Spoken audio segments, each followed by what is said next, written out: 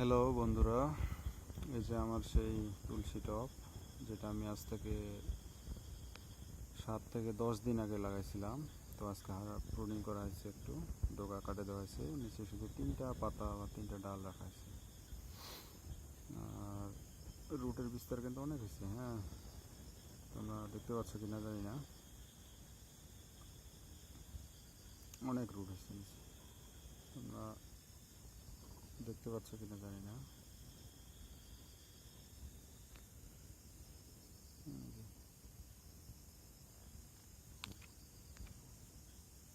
তো এটা একটা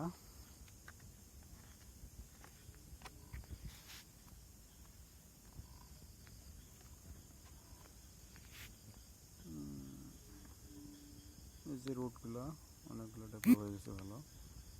এই যে একটা, এটারও প্রুনিং করা হয়েছে আজকে। নিচে 3 পাতার 3 ডাল রাখে, উপরে ডগা কাটে দেওয়া হয়েছে।